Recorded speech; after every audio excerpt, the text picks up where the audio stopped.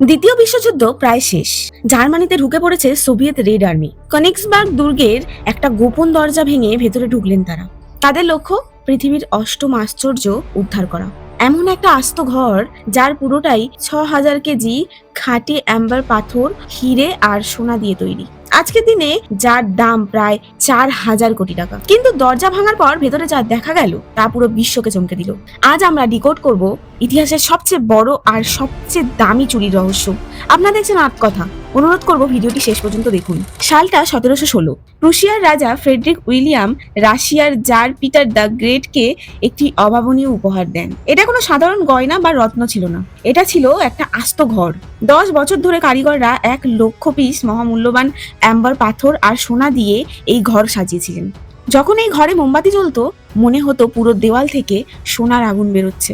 প্রায় ২০০ বছর ধরে এই অ্যাম্বার রুম ছিল রাশিয়ার সবচেয়ে বড় অহংকার। কিন্তু সেই অহংকারে চোখ পড়ে অ্যাডলফ হিটলারের। ১৯৪১ সাল অপারেশন বারবারোসা। হিটলারের নির্দেশে নাৎসি বাহিনী রাশিয়ায় ঢুকেই লুটপাট শুরু করে। তাদের ১ নম্বর টার্গেট অ্যাম্বার রুম।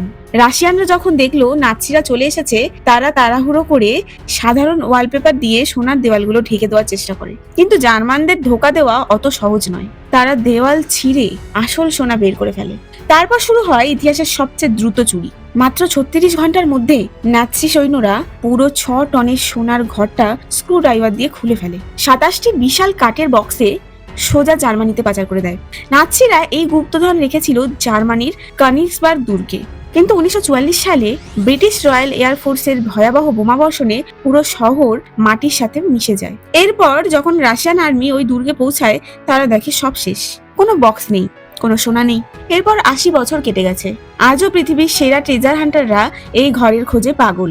কি হয়েছিল ওই ২৭টা বক্সের? কেউ বলে ব্রিটিশদের বোমার আঘাতেই ওই ৪,০০০ কোটি টাকা সোনা আর পাথর গলে ছাই হয়ে গেছে। আবার কেউ বলে ১৯৪৫ সালে উইলহেম গুস্টলফ নামের এক জার্মান জাহাজে করে এই সোনা পালানোর সময় সাবমেরিন টর্পেডোর আঘাতে জাহাজটি ডুবে যায় বাল্টিক সাগরে। কিন্তু সবচেয়ে ডার্ক থিওরিটি হলো নাৎসিরা পালানোর সময় ইউরোপের কোনো পরিত্যক্ত খনি বা পাহাড়ি সুড়ঙ্গের গভীরে ওই বক্সগুলো লুকিয়ে রেখেছিল, যা আজও অন্ধকারে পড়ে আছে। হয়তো এই মুহূর্তে আপনি যখন ভিডিওটা দেখছেন, ইউরোপের মাটির কয়েকশো ফুট নিচে অন্ধকারে নিঃশব্দে জ্বলজ্বল করছে ইতিহাসের সেই হারিয়ে যাওয়া অষ্টম আশ্চর্য। আপনার কি মনে হয়, সাগরের নিচে নাকি কোনো গোপন সুড়ঙ্গে লুকিয়ে আছে ওই সম্পদ? কমেন্টে আপনার মতামত জানাতে ভুলবেন না। দেখা হবে পরের ভিডিওতে।